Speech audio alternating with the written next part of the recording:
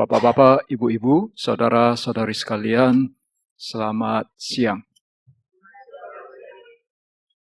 Ya, hari ini kita kembali berkumpul bersama untuk merayakan apa yang biasanya kita kenal atau kita sebut sebagai Hari Trisuci Waisak. Ya, ini sebetulnya persisnya itu namanya menyambut, karena sebetulnya kalau yang hari Waisaknya belum nyampe, ya. Tapi nggak apa-apa, kita menyambut namanya. Ya, jadi kita menyambut apa yang biasanya kita sebut sebagai Trisuci Waisak. Kenapa disebut Trisuci? Karena kita memperingati 3 peristiwa besar. Ya, mungkin kalian sudah sering dengar, yaitu hari kelahiran, kemudian hari pencapaian kebudaan, dan hari wafatnya Buddha Gautama. Saat ini, dewasa ini, ada sebagian umat Buddha juga semakin kritis dan juga perkembangan penelitian terhadap kitab suci maupun sejarah agama Buddha juga semakin maju. Oleh karena itu, mungkin para umat yang hadir di sini mungkin siap-siap nanti ada sejumlah ilmuwan akan mengatakan sesungguhnya 3 peristiwa ini bukan terjadi pada hari yang sama. Dan ini pun sebetulnya sudah terjadi di Mahayana, di saudara kita yang dari aliran Mahayana maupun Tantrayana. Saudara kita yang di Mahayana, itu mereka merayakan hari kelahiran, pencapaian kebudaan maupun meninggalnya Sang Buddha pada hari yang berbeda. Dan perbedaan ini bukan hanya baru terjadi. Perbedaan ini sudah terjadi ribuan tahun yang lalu. Misalnya kalau kita lihat, kita baca buku yang ditulis oleh Xuanzang. Kalau saya sebut Xuanzang, mungkin kalian tidak begitu kenal. Tapi kalau saya sebut Sun Gokong, kalian pasti kenal. Ya, kalau dalam cerita Sun Gokong kan ada yang namanya Tong Sam Chong. Ya. Nah, cerita Tong Sam Chong atau Sun Gokong itu sebetulnya cerita fiksi. Tapi sebetulnya ada mereka ambil dari satu model, yaitu Xuanzang ini yang betul-betul hidup pada zaman itu, yaitu kira-kira kalau di Tiongkok itu namanya dinasti Tang, 1500 tahun yang lalu. Kita tahu bahwa ketika agama Buddha masuk ke Tiongkok, kitab sucinya itu masuknya itu sebagian-sebagian, tidak lengkap. Oleh karena itu, dalam banyak masa, selama ratusan tahun, itu banyak biksu-biksu Tiongkok, itu mereka berusaha untuk datang ke India, mendatangi India, mengunjungi India, untuk membawa pulang kitab suci yang menurut mereka itu yang jauh lebih lengkap. Nah, oleh karena itu cukup banyak biksu-biksu yang jalan, biksu-biksu yang dari Tiongkok itu mereka jalan kaki, entah lewat utara atau lewat laut, naik kapal menuju India. Jadi bagi mereka yang lewat kapal, biasanya tentu saja lewat Indonesia, persisnya itu lewat Kerajaan Sriwijaya. Jadi mereka itu sempat singgah di Sriwijaya. Tapi ada sebagian lagi yang lewat utara. Nah, salah satunya itu Xuanzang ini. Nah, 1500 tahun yang lalu, Xuanzang setelah dia kembali, dia datang ke India, tinggal di India selama belasan tahun, lalu kembali ke Tiongkok. Nah, sekembali ke Tiongkok, dia itu ada menulis satu buku, catatan perjalanan dia. Nah, dalam buku catatan perjalanan ini ada disebutkan bahwa waktu itu dia sudah melihat dua kelompok di India saat itu. Jadi ada yang merayakan Waisak, merayakan kelahiran Buddha Gautama, pencerahan beliau dan meninggalnya itu pada hari yang sama. Lalu ada kelompok yang lain lagi pada hari yang berbeda-beda. Jadi dari sini kita bisa lihat bahwa ya memang kita sebagai umat Buddha memang perlu memiliki keyakinan.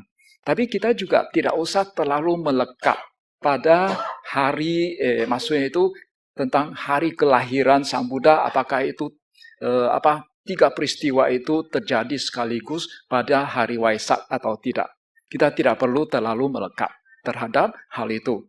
Ya pokoknya kita pada hari Waisak kita memperingati tiga peristiwa itu. Dan apakah tiga peristiwa itu terjadi pada hari yang sama, kita tidak usah terlalu melekatlah. Itu satu yang kita perlu jangan terlalu melekat. Satu lagi, saya lihat di sini ada ditulis 2000 Waisak yang pada tahun 2019 lalu 2563. Rasanya betul ya, 2500 ya, bukan 2600 ya. Bukan ya. Nah, tentang kelahiran, tahun kelahiran Buddha Gautama ini, kalian juga tidak usah terlalu serius. Maksudnya itu tidak usah terlalu melekat juga. Karena kalau kita lihat sejarah, kita melihat tulisan dari para sejarawan, itu banyak sekali versi tahun kelahiran Buddha Gautama. Ya, saya mengemukakan di hal-hal seperti ini di sini karena ya kalian sudah terbiasa hidup di negara barat dan juga sangat tentu saja sudah terbiasa dengan cara berpikir yang kritis ya. Oleh karena itu ya, jadi tidak usah terlalu melekat pada tahun kelahiran Buddha Gautama. Lalu kenapa bisa muncul angka ini? Karena pada tahun 1950-an, waktu itu karena memang di kalangan Buddhis sendiri itu sudah banyak versi tahun kelahiran Buddha, akhirnya waktu itu para tokoh Buddhis seluruh dunia, entah itu dari Theravada, dari Mahayana maupun dari Tantrayana, mereka berkumpul bersama, mereka mengadakan konferensi, lalu mereka sepakat untuk memakai satu angka saja, yaitu angka ini yang kita kenal saat ini, yaitu diambil dari versi Theravada. Jadi secara internasional kalau keluar ya, jadi para umat Buddha sedunia sepakat menggunakan angka yang dipakai oleh Theravada. Tetapi kalau menurut para sejarawan, angka dari Theravada ini sebetulnya juga berbeda. Maksudnya itu, menurut para sejarawan itu sebetulnya angka persisnya itu bukan itu. Sangat jauh. Bedanya itu sampai 100 tahun. Ya, jadi jadi kita sebagai umat Buddha juga harus siap-siap. Suatu saat bisa jadi nanti hasil penelitian menunjukkan bahwa Sang Buddha itu tidak lahir persis pada tahun yang kita kenal itu. Bisa jadi berbeda. Di India tidak mempunyai kebiasaan untuk mencatat peristiwa-peristiwa sejarah secara teliti. Tidak seperti di Tiongkok. Kalau di Tiongkok itu raja apa namanya, lalu naik tahta, tahun berapa itu dicatat semuanya. Bahkan sebelum 2000 tahun yang lalu itu sudah dicatat hal-hal seperti ini. Tapi di India tidak ada. Jadi paling sekarang yang kita ketahui zaman Sang Buddha itu adalah kita ambil patokan dari Raja Asoka. Karena kita tahu dari sejarah bahwa Raja Asoka pernah bertemu dengan seorang raja Yunani. Ya, seorang raja Yunani. Dan dalam kitab sejarah memang kita tahu persis bahwa raja Yunani yang bertemu dengan Raja Asoka itu namanya siapa? Dan menurut dari negara barat, dari Yunani, itu tahun kelahiran atau tahun memerintah dari Raja Yunani ini itu tercatat dengan sangat jelas. Nah, dari sana kita sudah bisa kita bisa kalibrasi ke tahun pemerintahan Raja Asoka. Nah, sekarang di kalangan Buddhis ada dua versi cerita. Antara Raja Asoka dengan meninggalnya Sang Buddha, ada satu versi mengatakan, kalau tidak salah menurut versi Theravada, itu bedanya itu 125 tahun. Jadi setelah Sang Buddha wafat, lalu sampai munculnya Raja Asoka, itu menurut versi Theravada, itu jaraknya itu sekitar 125 tahun. Sedangkan menurut versi yang dari literatur Sanskerta itu sekitar 200 tahun. Itu kira-kira. Ya, jadi sekali lagi bahwa terhadap tahun kelahiran Sang Buddha kita juga tidak usah terlalu melekat atau terlalu serius. Ya, kemudian kita merayakan yang namanya Hari Waisak. Kita tahu bahwa di Indonesia atau mungkin secara sedunia itu ada 4 hari besar di dalam agama Buddha yang biasanya itu dirayakan secara besar-besaran. Satu adalah Hari Waisak, kemudian Hari Asada, kemudian Hari Katina, dan Magha Puja. Dari 4 hari raya itu, ada 3 hari raya itu yang diambil berdasarkan nama bulan, yaitu Hari Waisak, Hari Asada, dengan Magha Puja. Sedangkan kalau Hari Katina itu bukan nama bulan. Katina itu adalah sejenis kerangka. Mungkin para ibu-ibu pernah melihat orang menyulam. Ya, biasanya kan menyulam kan itu supaya kainnya tidak lari ke sana kemarin, itu supaya dia fix begitu. Ya, jadi itu pakai kerangka kan, bulat begitu.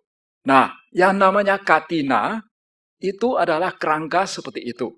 Cuma karena katina kerangka itu untuk membuat jubah, sedangkan jubah kan besar, ukurannya kan besar. Oleh karena itu kerangkanya itu juga ukurannya sangat besar. Ya, tidak kecil seperti itu. Ya, jadi sekali lagi dari 4 hari besar itu ada 3 hari besar itu berdasarkan bulan.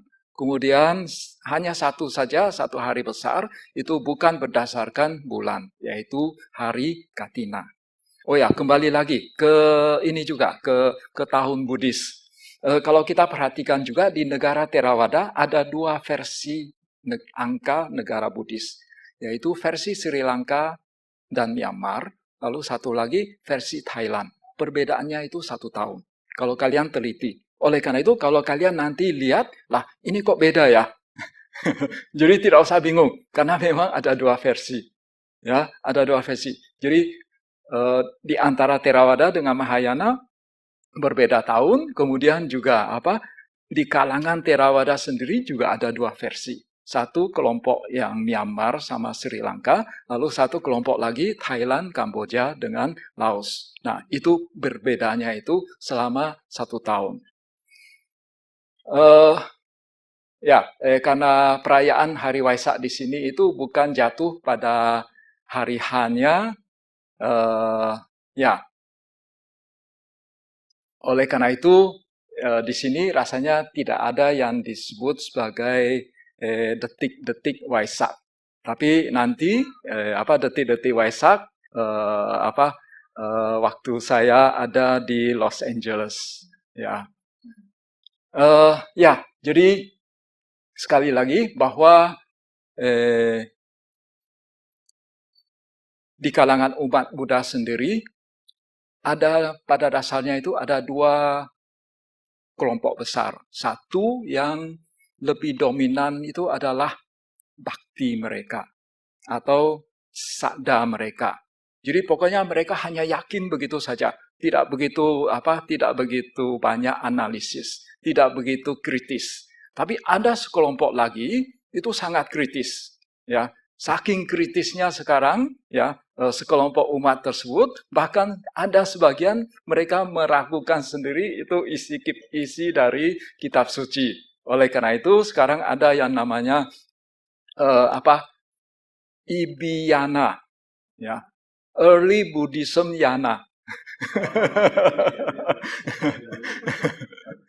Yaitu mereka yang hanya mengakui Digha Nikaya, Majjhima Nikaya, Samyutta Nikaya, Anguttara Nikaya, dan mungkin dengan sebagian Vinaya Pitaka.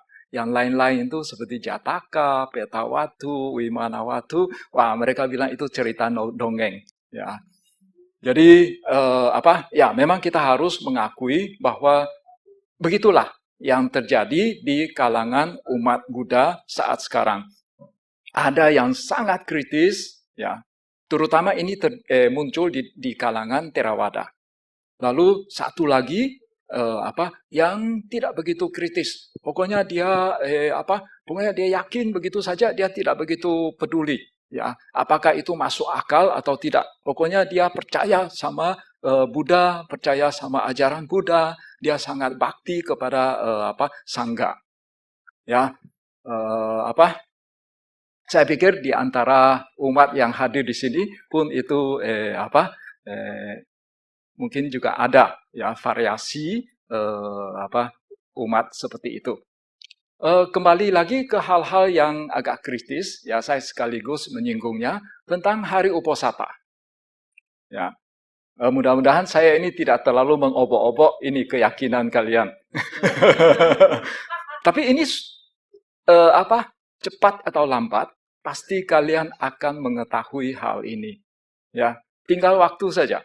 Ya. Tentang hari Uposatha. Ya, hari Uposatha kan kita kenal sebagai Cek Cap Go ya kalau di Indonesia. Memang sejak zaman Sang Buddha yang namanya hari Uposatha itu merupakan sebuah hari yang sangat penting di dalam agama Buddha. Tapi sebetulnya awalnya waktu Sang Buddha baru mencapai pencerahan, hari Uposatha itu belum menjadi suatu hari yang khusus. Nah, jadi suatu saat Raja Bimbisara dia melihat para petapa yang lain di luar agama Buddha, di luar pengikut ajaran Buddha, dia melihat para petapa yang lain pada hari Uposatha itu mereka berkumpul bersama lalu mendengarkan ceramah dari gurunya. Lantas ya suatu hari dia mendatangi Sang Buddha, dia mengatakan, Buddha, para petapa yang lain itu mereka pada hari Uposatha kumpul bersama. Mereka mendengarkan ceramah dari guru mereka. Mengapa para biku tidak mengikuti hal yang sama? Jadi akhirnya ya setelah usul dari Raja Bimbisara ini, akhirnya Sang Buddha mengadopsi ya hari Uposatha ini. Cuma ini dilakukan sedikit modifikasi. Yaitu kalau untuk para biku pada hari Uposatha, yaitu pada saat bulan purnama dengan bulan mati, itu para biku berkumpul bersama untuk membaca Patimokkha. Kemudian untuk umat awam, ya kalau tadi biku kan sebulan hanya 2 kali hari Uposatha. Kemudian untuk umat awam, hari Uposathanya itu 4. Selain yang bulan purnama dengan bulan mati, lalu di antara bulan purnama dan bulan mati, lalu bulan mati dan bulan purnama, yaitu biasanya disebut sebagai Atami, hari ke-8, itu itu merupakan hari Uposatha. Jadi untuk umat awam itu sebulan ada 4 hari Uposatha. Nah, untuk umat awam jadi biasanya itu ini hari Uposatha digunakan untuk menjalankan atas sila, 8 sila. Karena kita tahu bahwa umat awam itu mereka menjalankan Pancasila Buddhis. Kemudian pada hari-hari tertentu, yaitu pada hari Uposatha, dianjurkan untuk menjalankan atas sila. Nah, kenapa? Kemudian di dalam sutta itu memang ada disebutkan kenapa umat Buddha itu menjalankan atas sila pada hari Uposatha. Jadi dalam salah satu sutta, kalau tidak salah namanya Uposatha Sutta atau Catumaharajika Sutta atau apa begitu, Nah, dalam sutta tersebut dikatakan bahwa pada hari Uposatha, Catu Maharajika turun ke dunia. Kemudian Jadi ketika Catu Maharajika turun ke dunia, dia melihat, oh ini ada orang menjalankan atas sila. Katanya, lantas Catu Maharajika ini merasa senang. Ya. Dalam sutta tidak lanjut mengatakan apa-apa, tapi mungkin saya bisa tambahkan, setelah Catur Maharajika merasa senang, mungkin dia akan kasih bonus kepada mereka yang menjalankan atas sila. Ya. Nah, sekarang masalahnya, hari Uposatha, sekali lagi, berbeda-beda menurut negara. Kalau kita perhatikan. Mungkin di Amerika di sini belum begitu terasa, tapi di Indonesia saat ini karena di kalangan Buddhis sudah masuk juga. Selain yang paling awal memang kelompok dari Thailand ya, Thailand, Theravada versi Thailand. Lalu sekarang masuk juga Theravada versi Myanmar. Nah, jadi hari Uposathanya itu juga berbeda-beda, Kadang memang sama, tapi kadang juga berbeda, beda 1 atau 2 hari. Nah, sekarang kalau kita mengatakan, kalau hari Uposatha itu adalah, Catu Maharajika turun ke dunia, sekarang timbul pertanyaan, Catu Maharajikanya itu pakai penanggalan mana? Penanggalan Thailand, atau penanggalan Myanmar, atau penanggalan Imlek? Ya, ada lagi kan Imlek juga. Ya, sekarang pakai penanggalan apa? Nah, mungkin karena hal itu, jadi pendahulu kita di Indonesia itu sepakat pada hari Waisak kita tidak berpihak pada negara apapun. Kita pakai pakai penanggalan internasional. Jadi hari Waisak itu ditentukan berdasarkan astronomi. Sekarang kalau kita cari di Google begitu ya, gampang sekali. Kita gampang menemukan tanggal berapa itu adalah muncul bulan purnama. Kapan bulan mati. Bahkan bulan purnama pun itu bisa sampai ke detik-detiknya. Kapan, pada jam berapa, pada menit ke berapa, pada detik ke berapa itu terjadi bulan purnama. Oleh karena itu, karena Indonesia pakai sistem astronomi, sehingga hari Waisaknya itu bisa dihitung sampai ke detik-detiknya. Dan oleh karena itu, hanya di Indonesia saja ada yang namanya detik-detik Waisak. Itu paten Indonesia. Di negara lain tidak ada. Di Thailand tidak ada. Di Myanmar tidak ada. Sri Lanka tidak ada. Hanya Indonesia saja. Ya. Dan karena mungkin menarik juga ide adanya detik-detik Waisak ini, sehingga mulai ditiru juga oleh sejumlah kalangan umat Buddha di Malaysia atau di Singapura. Konon begitu.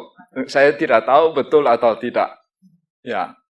Jadi ya itu, karena hari Waisak di Indonesia itu pakai sistem astronomi. Tapi sekarang secara umum kita lihat kalau di Indonesia, kalau kita ambil patokan ya, terutama untuk umat Buddha Theravada, patokannya itu adalah Wihara Jakarta Dhammacakajaya.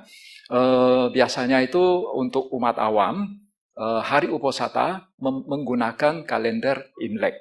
Sedangkan untuk biku menggunakan kalender Thailand. Jadi karena gini, kalau biku kan pemakai kalender Thailandnya jumlahnya tidak banyak, hanya terbatas, jadi oleh karena itu lebih gampang. Tapi kalau misalnya untuk umat awam, kalender Thailand tidak begitu populer, ya, tidak begitu populer. Yang paling populer adalah kalender Imlek. Setiap penanggalan pasti ada penanggalan Imleknya. Oleh karena itu, untuk memudahkan umat awam, jadi hari Uposatha yang dipakai itu rujukannya itu adalah ke penanggalan Imlek. Ya, ini sedikit cerita tentang hari Uposatha. Ya, jadi kembali lagi ke hal yang tadi saya sebutkan bahwa di kalangan umat Buddha itu ya ada yang sangat rasional, sangat kritis, lalu ada sebagian lagi yang ini yang sangat sadanya itu sangat kuat, ya. Pokoknya baktinya itu sangat kuat, jadi dia tidak begitu pusing apakah itu masuk akal atau tidak. Jadi satu kelompok lagi, itu mereka sangat kritis. Saking kritisnya itu, bahkan ada yang mengatakan tidak ada yang namanya alam dewa, tidak ada yang namanya alam neraka. Yang namanya alam dewa, pada kita hidup happy di alam manusia ini, kita hidup happy, kita bahagia, berarti kita sedang berada di alam dewa. Pada saat kita sedang menderita, ya itu kita berada di alam neraka. Itu saya pikir itu terlalu ekstrim, ya. Karena bagaimanapun juga kita harus mengakui, betul ada yang namanya alam dewa, betul ada yang namanya alam neraka. Walaupun kita tidak bisa melihat, tapi cukup banyak ya. Mereka yang memiliki kemampuan batin, ya, tidak harus namanya orang sakti, ya, mungkin anak-anak indigo begitu, ya, mereka bisa melihat hal-hal seperti itu. Jadi dari cerita-cerita mereka, ya, kita bisa tahu bahwa betul ada yang namanya alam dewa, ada yang namanya peta atau hantu begitu, ya. Jadi yang namanya makhluk hidup itu bukan hanya yang kasat mata saja. Ya, jadi ada sejumlah hal ya seperti tahun kelahiran Buddha, kemudian hari kelahiran Buddha, ya, tentang hari Uposatha, ya, mungkin kita tidak usah terlalu tidak usah terlalu ngotot, tidak usah terlalu melekat pada hal-hal seperti itu. Tapi bukan berarti juga kita buang sama sekali, tidak juga. Ya, jangan gara-gara saya ngomong begitu, udah nanti tahun depan kalian tidak mau lagi mengadakan perayaan Waisak. Ya, bukan begitu maksud saya. Ya, kita tetap perlu hal-hal seperti ini. Cuma ya memang kita tidak usah terlalu melekat. Lantas di antara apa yang diturunkan ya dari pendahulu kita, ya, tentang agama Buddha, lantas apa yang kita anggap itu sebagai yang esensial. Ya, tadi kan dikatakan hari kelahiran, tahun kelahiran itu sebetulnya bukan hal yang terlalu esensial. Lantas yang paling esensial apa? Yaitu ya ajaran Buddha itu sendiri. Nah, di antara berbagai banyak ya begitu banyaknya ajaran Sang Buddha yang telah diturunkan kepada kita, hal-hal apa yang sebetulnya yang paling esensial bagi kita, terutama bagi kehidupan kita saat ini. Menurut saya ada beberapa hal. Satu adalah bahwa Sang Buddha mengajarkan kepada kita bahwa kita ini kan tujuan kita itu adalah terbebas dari penderitaan. Nah, untuk terbebas dari penderitaan, ya kita ini harus membebaskan diri dari sumber-sumber penderitaan. Nah, menurut ajaran Buddha, yang namanya sumber penderitaan itu adalah tanha. Nah, sekarang ke ini dulu, ke penderitaan. Mungkin ada yang mengatakan, waduh, agama Buddha ini kok terlalu pesimis, kok melihat dunia ini merupakan suffering gitu, ya. Kok agak pesimis. Mungkin gini, Sang Buddha bisa mengatakan bahwa adanya suffering ini, satu, karena adanya fisik. Kita mengalami penderitaan fisik. Boleh dikatakan itu di dunia ini tidak ada satupun orang yang betul-betul bebas dari penderitaan fisik. Ya, mungkin yang hadir di sini ya kebanyakan masih muda-muda. Belum, ya.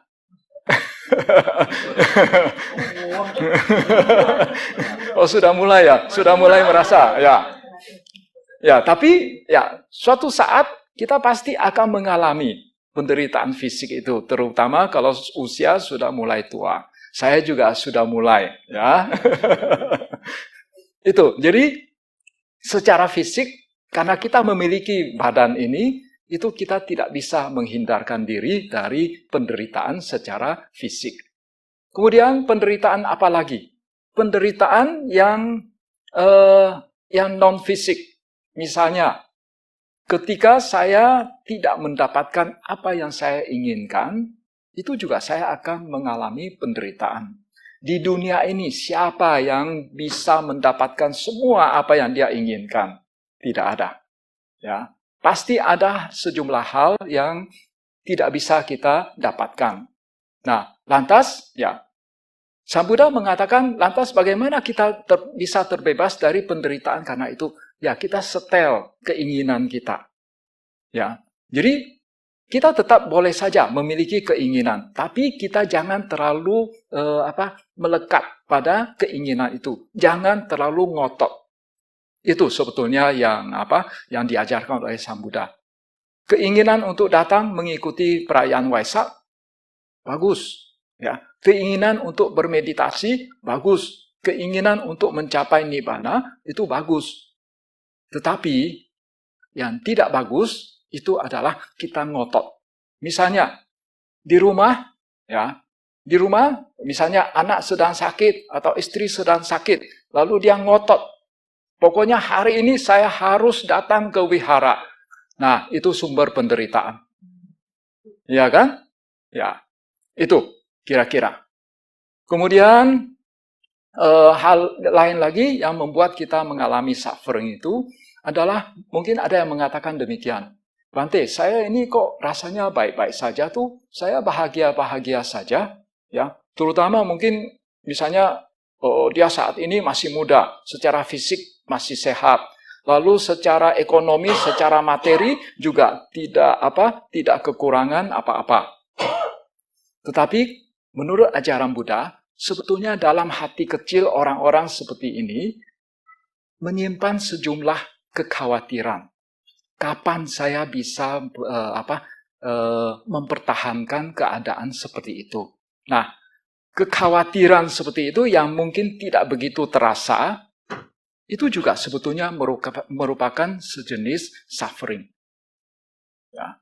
Kemudian yang lain lagi, mungkin kita juga dengar cerita bahwa kalau secara umum juga sebetulnya kalau kita lihat secara umum, ya manusia hidup kan happy-happy sajalah begitu.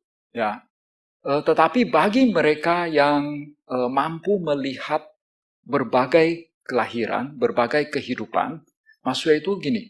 Kita mampu melakukan flashback terhadap kehidupan kita. Kalau kita sudah melihat begitu banyaknya kelahiran kita yang mengalami jungkir balik, kadang bagus, kadang di atas puncak, kadang di bawah lembah begitu, nanti akan muncul sejenis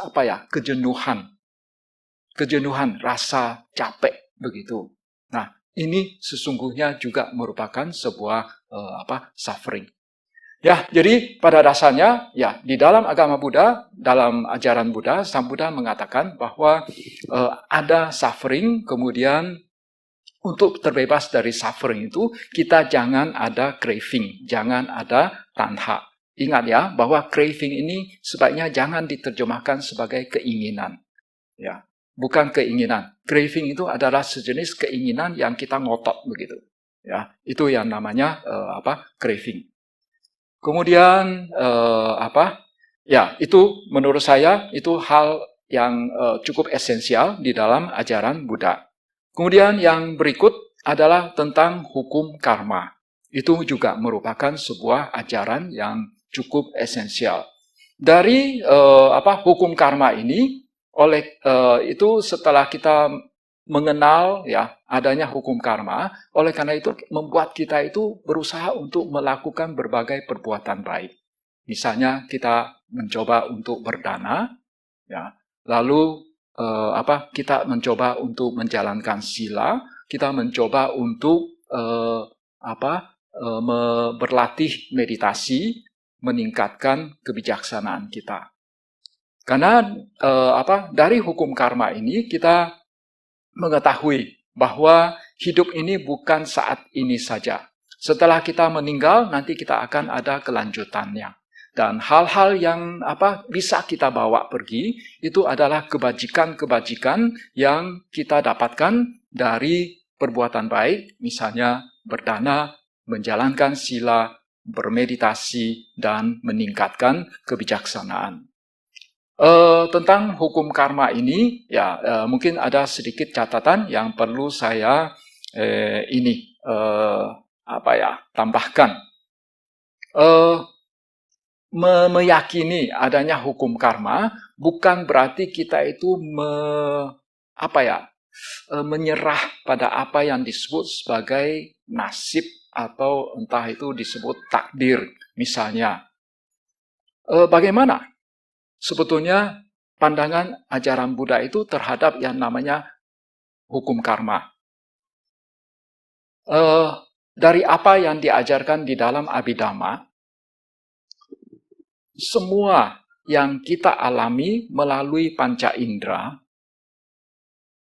penglihatan, pendengaran, penciuman, pengecapan, dan sentuhan, panca indera itu adalah akibat dari karma lampau. Hati-hati ya, di dalam agama Buddha mengenal 6 indera. Ya, 6 indera. Panca indera itu adalah akibat karma lampau. Lalu sebagian yang kita terima dari indera yang ke-6, yaitu indera batin, itu hukum karma lampau. Tapi sebagian lagi bukan. Ya, jadi misalnya saya ini tiap hari melihat orang yang menjengkelkan, ya, orang yang membuat sebel. Itu adalah karma lampau. Saya sering mendengar orang maki-maki saya. Itu adalah karma lampau. Saya ini tidak bisa makan makanan enak. Ya, makannya tahu tempe. Tapi sebetulnya tahu tempe enak juga loh. Ya.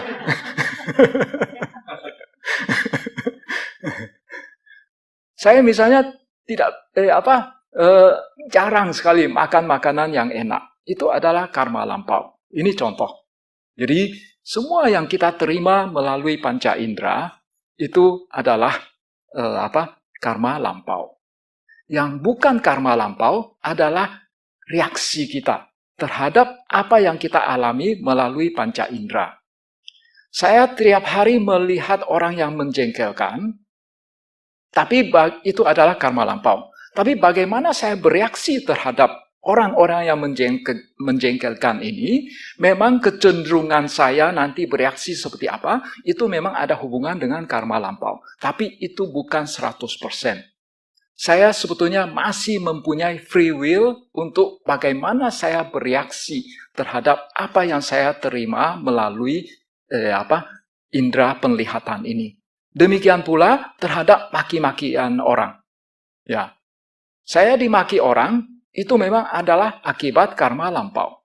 Tapi bagaimana saya bereaksi terhadap maki-makian itu masih ada unsur free will kita. Jadi kita mempunyai kebebasan untuk bereaksi terhadap apa yang kita terima dari indera itu. Ya, oleh karena itu dari sini kita bisa lihat bahwa memang ya kalau menurut ajaran Buddha tentang hukum karma, ada sebagian hal itu karena karma lampau. Tapi ada sebagian lagi itu bukan karena karma lampau. Itu ada kita memiliki kebebasan untuk bagaimana bereaksi terhadap hal-hal seperti itu. Ya,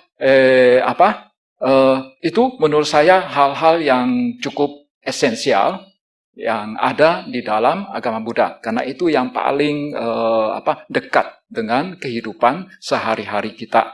Jadi oleh karena itu sekali lagi untuk supaya bagaimana saya nanti bisa bereaksi secara proper, secara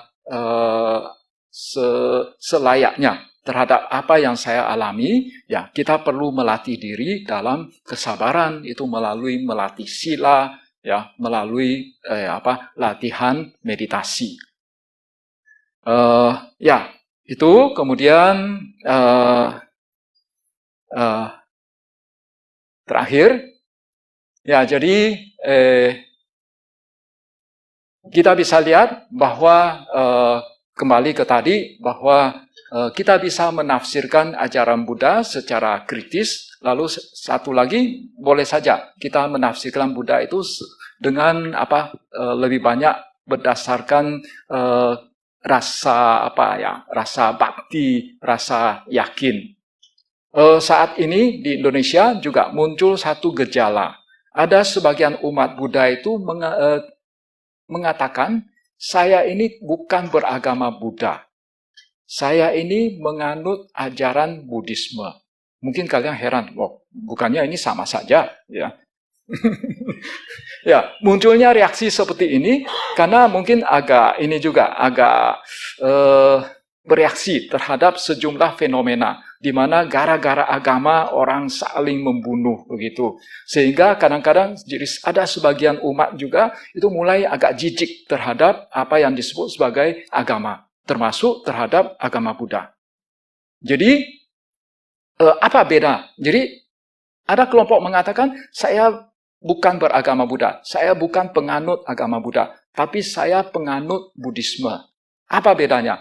Yang namanya penganut agama Buddha itu adalah secara formalitas, ya, baik secara atributnya itu menyatakan dirinya itu adalah umat Buddha. Tapi bagi mereka yang menyatakan saya ini hanya penganut Buddhisme, jadi menyatakan bahwa saya ini dalam memandang dunia ini, saya ini menggunakan kacamata Buddhisme. Kemudian dalam hal way of life saya, itu saya menerapkan Buddhisme. Tapi secara formalitas, mungkin dia tidak mau menyatakan dirinya itu secara eksplisit, menyatakan bahwa saya agama Buddha, lalu apalagi mungkin pakai busana seperti apa, pokoknya orang mengenal dia itu sebagai Buddhisme, misalnya pakai tasbih dan lain sebagainya, misalnya, ya. Jadi ya sekali lagi bahwa hal-hal seperti itu boleh-boleh saja, dan entah dengan cara pandang seperti apa, saya pikir untuk umat di New York sini saat ini sudah memiliki wihara sendiri, ya, sudah bisa melakukan kebaktian di tempat sendiri. Itu merupakan sebuah hal yang suatu kemajuan, ya, suatu kemajuan besar. Dan ini sudah berapa tahun? Tahun 2014. Tempat ini ya, ya, wihara ini ya, ya. Jadi karena gini, bagaimanapun juga kita perlu hidup di lingkungan, di dalam Manggala Sutta dikatakan kita perlu hidup di lingkungan yang sesuai. Kita perlu memiliki lingkaran pergaulan yang sesuai juga. Dengan adanya wihara, para umat yang ada di New York dan maupun sekitarnya bisa berkumpul di tempat ini, saling memberikan semangat untuk menjalankan ajaran Buddha. Dibandingkan kalau misalnya saya hanya sendirian, kadang-kadang merasa saya sendirian begitu. Dan hal seperti ini banyak terjadi di Indonesia, di kota New York sini. Umat Buddha yang berada di daerah sekitar sini mempunyai suatu lingkungan yang kira-kira yang cukup cukup sesuai, sehingga bisa saling memberi semangat untuk mempelajari ajaran Buddha, untuk mempraktekkan ajaran Buddha. Ya, saya pikir untuk sementara sampai di sini dulu apa yang dapat kami sampaikan pada kebaktian perayaan Waisak ini. Semoga melalui peringatan Waisak ini, peringatan Trisuci Waisak ini, ya, kita bisa memperbaharui, ya, keyakinan kita, bisa memperbaharui semangat kita untuk menjalankan ajaran Buddha, untuk mendalami ajaran Buddha. Semoga kita semakin maju dalam Dhamma Sabbe Satta Bhavantu Sukhitata. Semoga semua makhluk hidup berbahagia.